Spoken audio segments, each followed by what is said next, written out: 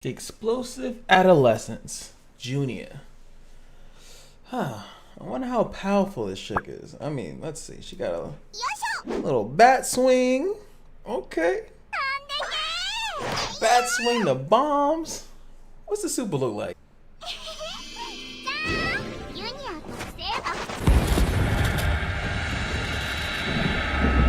Everyone hang on!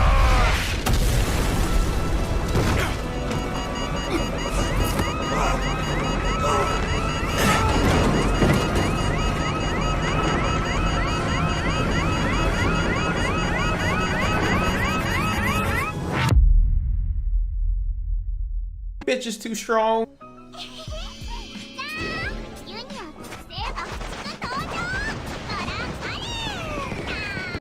What's going on, guys? It is your boy Cash, and I am here with JUNIA, the explosive adolescent, and we are here. You know I was excited for this girl. I love me some bombers. I love the whole aspect of a bomber as far as like putting a buff, a debuff on a character, and it explodes and does massive amounts of damage. So of course, I had to put her on the highest possible way of putting damage on her, because it doesn't matter if she really does crit damage. Even though her passive, her leader skill actually is when allies get crit damage, crit strike damage, but you have to build a bomber. A bomber is specifically built to just have damage. That is what the purpose of a bomber is. So you have to build as much attack as possible. We're currently sitting on 7,000 attack, but there's a reason for that. And don't you worry, I got you guys. There's a reason for the only 7,000. I know there's a lot of people. I'm actually gonna compare it to another person's bomber. We're gonna try to compare bombers later on, but let's go through the skills in case you guys may have forgotten. I know I actually forget about people's skills after I do a video of when they first drop. So we got the wing swing. Nothing to write home about here. It's just a single target attack, and it has a 50% chance to hit the enemies to the side. And I don't like this. It's pretty much like Electra's. It has a chance to hit to the side. I don't think it should have a chance. I don't mind. Actually, no, I hate everything that just has chance. I like to judge banner characters by their S1 or their level 1 skills. I don't like to judge it by this because it's a banner character. You're not going to summon a ton of these. I would always almost recommend not to summon a bunch. You just need the base unit. And later on, as you summon on other banners where the character, JUNIA will eventually be a side banner character. That's what I like to call like what the other characters are. That's when you should get your duplicates up. But not when the banner exists. The banner, when it first banner drops, you just want to get the unit as quick as possible, save the rest of your crystals. That's how you should do it. That's how you kind of should do it. So, and any other SSR you get when you're summoning for other new units, that's your nice duplicates, and utilize that. That's when you want to skill up, because there's always going to be an event that benefits that. Like, I got dupes for other characters, so now I'm gonna level those up and I'm gonna get rewarded for it in comparison to when they first dropped. And I got one, and then I could have kept summoning on that, and then I didn't have any for another banner. So that's just what I've learned. And I know some people have been like, they're forcing you to do banners, but I've always liked the banner idea. I'm a big fan of it, actually, because I come from Summoner's War. Summoner's War, you don't have anything. If a new character comes out, there's pretty much no guaranteed way to get a new character except spending a shitload of money.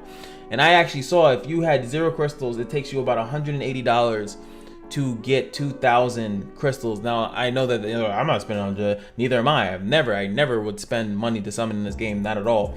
But what I'm saying is that there is a guaranteed way to get a character, and if there is a guaranteed way to get a character in these type of games, I advise you to utilize your resources to do so. Don't spend, there's like literally no reason to spend crystals on refreshes, at least not in the current state of the game. There's not enough content in the game to which you need to be refreshing that much in the dungeons or into anything else like that.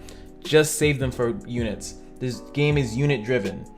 I've realized that, and I'm gonna let you guys know that in this video. Game is unit driven, so get the units. You don't need dupes of them. The only dupe units that you need to be getting are the admins. All right. Now that we're through that, S2. I feel like I'm like a teacher or some shit. And this actually hits 3 targets. It does hit 3 targets. It is slightly stronger than your S1. So when you're looking to do damage, you actually should S2 as much as you can. Also, reason why you should S2 is because you get a festival prep. Another reason why you should S2 is that one of the targets that you are even hitting has a chance to get 60% chance to cast Fuse on them. Fuse is a damage over time bomb. That is what it is. And it counts towards each person's turn. So in 6 turns, regardless of who's getting the turns, regardless of Verdandi resolve and she gets a gimmick turn and anything like that, those turns are all counted and the bomb will explode. It does 300% of her attack. So that is precisely why we're all the damage testing today is about how much your bombs do, because that's pretty much the whole unit, right? So that's pretty much what we're looking for, and that's pretty much what we want to see, how much damage how much is it even useful at all. So that's pretty much what we're looking for. And festival prep, we're gonna go, I'll show you guys here. Festival prep, she consumes it on her turn to get attack, which is really good because festival prep is one of those cheesy buffs that you can't remove. It's kind of like Verdict Sigget that Eamon has. This is a sneaky way to avoid the ruby strip, and so it's cute. It's nice. It's a nice way to avoid getting your buff stripped by the Rue cleanse and stuff like that. And that's why it's really good that it actually only consumes itself on the first on her turn. When her turn comes, then she gets a buff for 2 turns, and then it can be stripped. But who cares? Because she can actually just get it again by S2ing. And if you look here, she actually can start the wave off with it. I'm skipping around, but I like to connect the dots. So that is her S2, and that's why it's really good. Use the S2 pretty much on cooldown. S3, single target nuke. Anytime you see 300% on one person, it's a single target nuke. 60% chance to cast Fuse for, again, 300%. Did I say 30 the first time? Someone's probably gonna massacre me. 300% of the target, and it has the same chance to hit the 2 targets adjacent, which is really good. You can put 3 bombs with the S3. You pretty much want to lead off with that because if she has 60 passive, you're already gonna have the attack buff.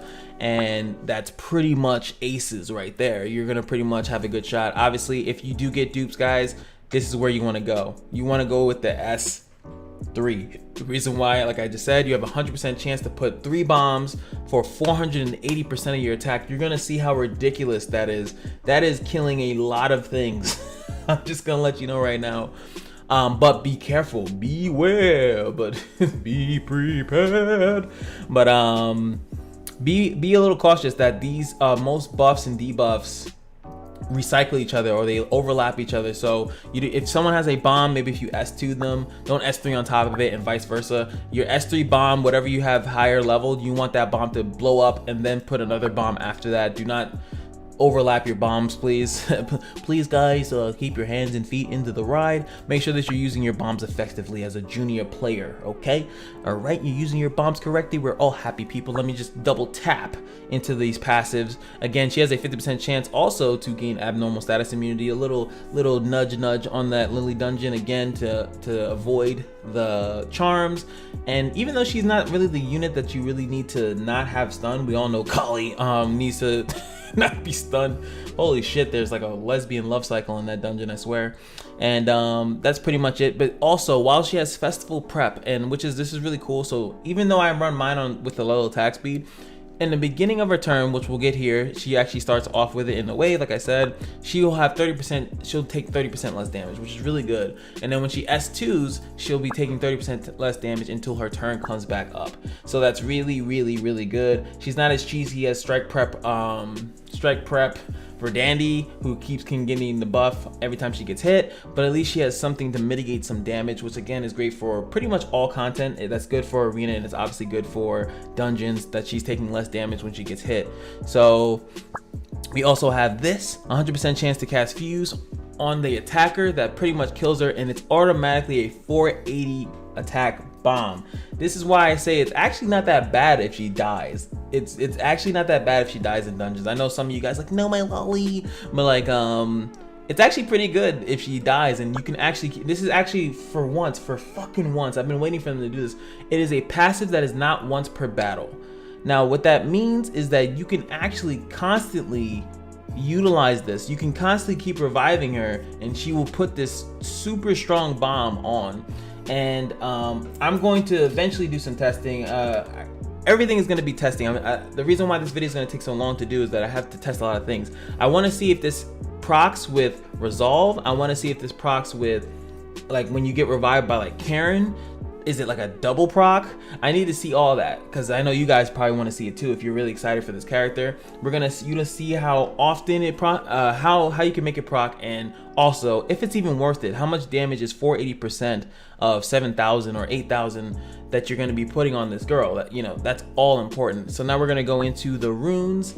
Actually, no, I'm gonna leave the runes for last because it's a surprise, right? So I'm going into the hero talents first. Of course, we're going with the attack increase. I went through the arena, though obviously she's going to be primarily used in dungeons for the time being. But I went with arena because eventually that's what I'm going to switch over to. If I got to spend resources, I might as well go for the long term instead of the short term. And pretty much Lily's dungeon is a walk in the park if you have Junia and Amelia, which I do have. And so 4 to 5 armor. We just did this because I'm not going burn. She's not a multi-striker. This is pretty much what you do here on your attackers. You can go for defensive stuff, whatever. You can go with this if you think you're going to be at an elemental disadvantage. This is for multi-strikers. If the character's not with multi-strike or does stuff like that, you pretty much don't get this. And you just go with defense. It's pretty much solid. This one is if she happens to get attacked, she does have damage mitigation stuff, so she can survive some things. So at least if she gets attacked, we'll do some good damage. And of course we could do damage taken here. But again, it doesn't matter. Her dying, or at least getting this and then putting a bomb and dying is perfectly fine. We care so much about that. We're doing crit chance because she does not have any crit. She has no crit chance modifiers or auto crit damage things in her kit, so we pretty much will default to crit chance to allow the high attack to do good damage on crit. That's how that works. If you think that this is good, then maybe penetration is pretty good. The problem is that she has to get hit by something, and then something has to be behind the shield after that she can deal with, and I don't really ever see that much for attackers. If it was like every time you attacked you get penetration or something, that'd be great, but that's not how it works. Now this is I lost, not that I lost a bet. I made a promise. I promised that if I summoned Junia within, I think it was like 400 crystals or something like that, 1,000 crystals or something, that I would get a unity set. And of course, I think on my first pull on Junia's banner, I get Junia. Here's the clip. When on the first banner, and I was like, I want to max the S1. I still want to see some. I know we saw some S1s. Oh, we started off early tonight, boys. We might even be done. Just come in here, get Junia, just dip out. Oh, the disrespect because I said I was gonna bench her, right? Disrespect because I said, yo, I'm gonna bench her. Ooh, double. My luck is ridiculous. Don't be surprised by anything you see here. Edwin. So that's my second Edwin. I think I don't actually have the no, I guess I do because it would have popped off different. Is Edwin on a banner? No. So I'll just save it.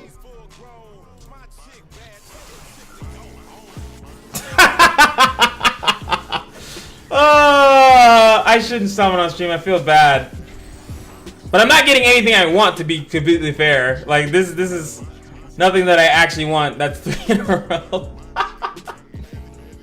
Wow, my shit looks probably garbage. Yeah, I have really good luck, dude. So now I salt. Yeah, can we get 4? That'd be ridiculous.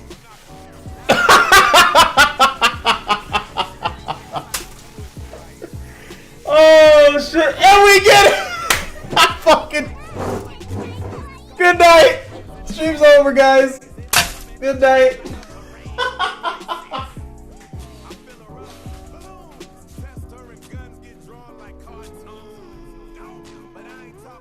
Chance, obviously, instead of just crit damage. I don't expect her to do good crit damage, but I'd rather her crit if she could.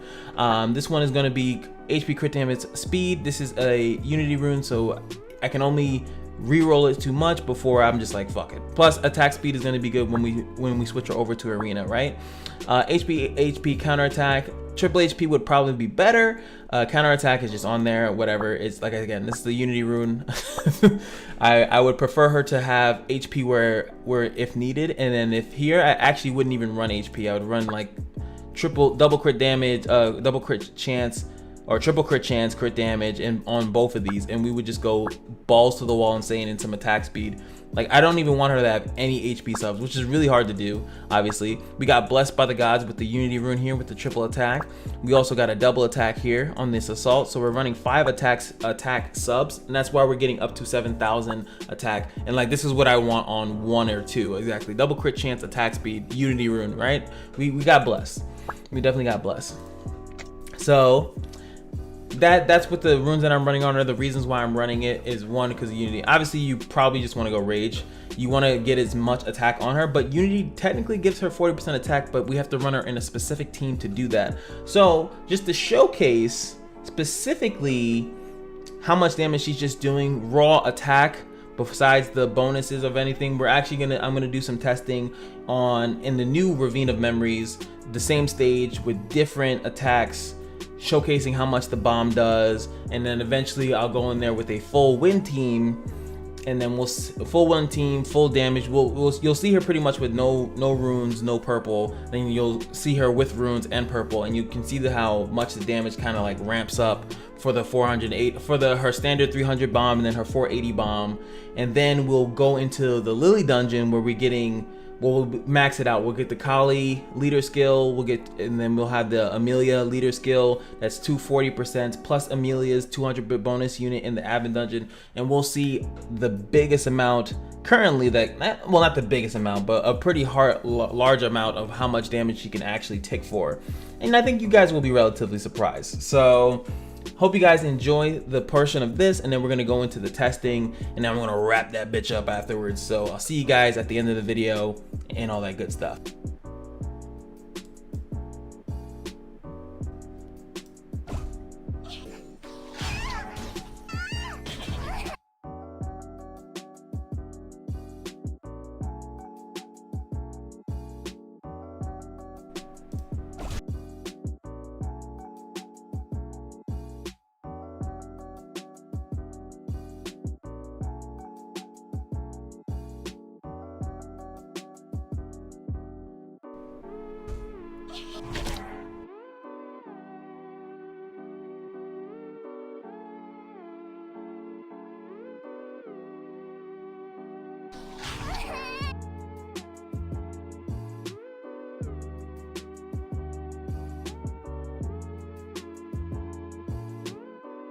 But wait!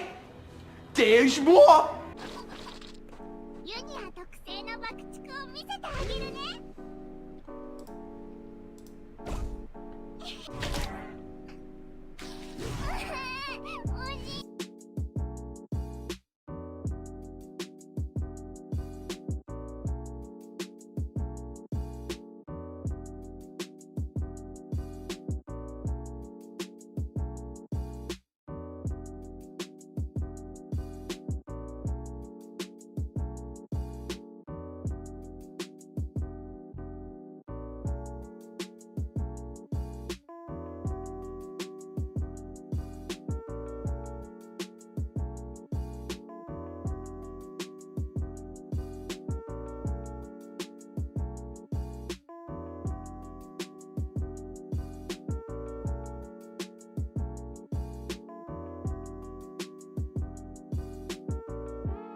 We are finally here, and I know you guys have been waiting for this, is to see the bomb damage in the Lily dungeon. We are here in the Lily dungeon here, and I know some of you guys have been waiting. I'm like, how much damage does this chick actually do? Now remember, ours is on Unity, so it's gonna be extra stupid. We got the 240% attack. I don't even know what I'm saying. 240% attack boosted in here. From Kali and from Amelia. We had to use Rowan's. Hey, we got it. We'll see how much that ticks for. And there, she even got hit for it. We're just gonna auto attack here. Let's watch that bomb. Let's watch that bomb. as it ticks away. Elizabeth, don't die on me, girl. One more turn. I don't want to get counterattacked. There we go. That's the cheesy way to do it. And here it is. Let's see this lovely bomb. Let us see this lovely bomb. This is a 300. She does not have an attack boost. Also, we have to keep that in mind. But it still should do pretty good damage. It's 50. It went by so fast. I'm gonna have to go back on the slowdown and see it. But it looked like 57,000, which is really good, obviously. Oh, she died. That's fine. She always dies. Boom. There we go. I'm just gonna attack you. It's fine. We're gonna get charmed because this thing is BS. I could just auto revive at this point. And no, look at this. She's gonna start blowing off people. She's probably gonna kill Julia here, so we'll be able to. Nope, didn't kill her enough. Well, didn't kill her enough. Didn't kill her at all. Gonna kill that. I should have just S2'd that. I'm trying to keep the shield up so specifically that Amelia can do it. The problem, like if the Amelia's not fast enough, the turn order in here is just slightly annoying. Oh, that was another bomb. That was 70,000 there. Woo! Gets the kill. The fuse is on her again. And she summons a mushroom. And if you guys didn't know that, it's a little nudge to their whole story. I know some people are really pissed about that. I do think it's kind of cool because it's like Natasha. Like if you have the certain units, yes, I know everyone's complaining that it's certain units, but it is nice that if you have certain units, it is a nice little lore-based dungeon and stuff like that. Obviously, the charm aspect of the dungeon. I don't want to spend too much time on it in this video, but I will when I do my Lily guide. Obviously, I can finish this dungeon no problem. This guy does absolutely nothing. I actually might lose here. But this is a Lily. I don't know about you guys, but when I do my dungeon guides, I don't like losing. So like, ooh, 88,000. Ugh. Disgusting bomb right there. We're just gonna kill it off. She's not gonna resummon that or anything like that. So usually this dungeon, as you can see, it doesn't go as crazy. Oh, did she just hit me 19 times? Okay. Only 19. Nope. Fuck the bombs. There you guys go. I'm pretty sure that makes some people very happy.